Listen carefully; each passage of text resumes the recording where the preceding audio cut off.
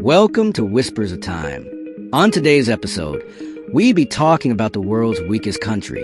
What if I told you the weakest country in the world isn't what you think it is? Not some tiny island you've never heard of. Not a place without an army. But a country so fragile, so broken, it barely exists. Its economy is dead. Its people are starving. And it's being controlled, not by its government, but by gangs. So how did this happen? And why does no one seem to care? Let me take you inside the shocking truth behind the weakest country in the world. To understand the weakest country in the world, we first need to define what makes a country weak. Is it lack of military? Low GDP? No political stability?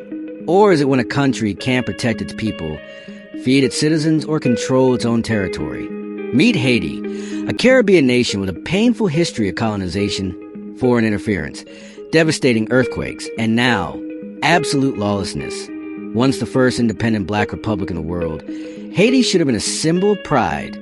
But today, it's a nation where even the president wasn't safe, literally assassinated in his own home in 2021. And since then, things have spiraled out of control. Right now, over 80% of the capital city, Port-au-Prince, is controlled by gangs. Not the government, not the police. Gangs. They block food supplies, kidnap children, kill journalists, and even tax citizens like a shadow government. And guess what? There's no functioning president, no national elections, no clear plan. And the outside world? They're watching but doing nothing. The United Nations has called the situation catastrophic. The U.S. tried to send aid. Kenya offered to lead a peacekeeping force. But all plans have stalled, because there's no one in power to even receive the help. So, how did Haiti end up here? Let's rewind. In 1804, Haiti overthrew French rule in a historic slave revolt. But the victory came at a cost. France demanded reparations from Haiti. They forced the newly freed slaves to pay their former slave masters for their freedom. This so-called independence debt crippled Haiti's economy for over a century. Then came U.S. occupation, corrupt leaders, foreign meddling, and natural disasters, layering trauma upon trauma. And every time the country tried to rise, it was pulled back down. Today, the healthcare system is barely functioning. Inflation is skyrocketing. Gangs have more firepower than the police. Millions face starvation. And there's a growing refugee crisis because people are desperate to escape. Haiti is not just weak, it's fighting for its life. But if a country falls and the world ignores it, does it even make a sound? Haiti is not just a weak country. It's a wounded country. And weakness doesn't mean worthlessness. Behind the headlines are real people. Mothers, students, doctors, artists, all trapped in a nation that the world has abandoned. This isn't just Haiti's problem. This is a global warning.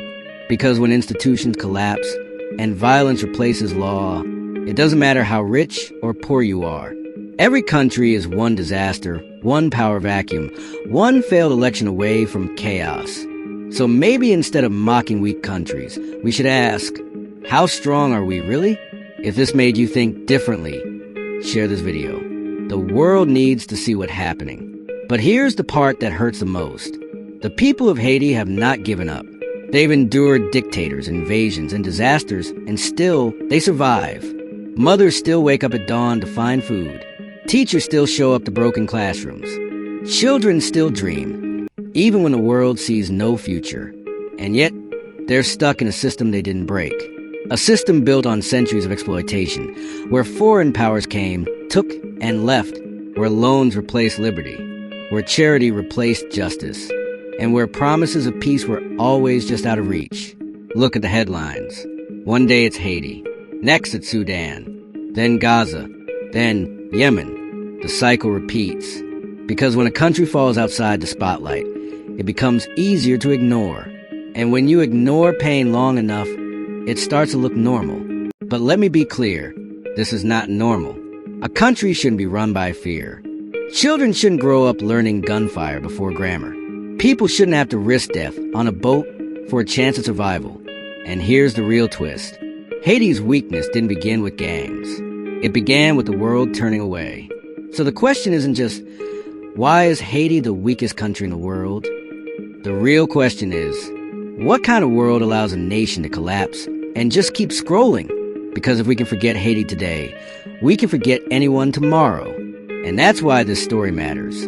Because telling it, sharing it, is resistance. It's a reminder that behind every headline is a human being. Behind every failed state is a system that let it fail.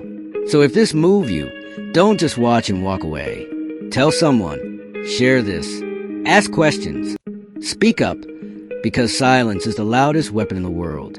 And one day, if enough people listen, maybe the world will too. Thank you for watching. Comment below. What do you think makes a country weak today? And should powerful nations be doing more? Like, subscribe, and hit the bell for more real stories the world is ignoring. This is not just news. This is reality.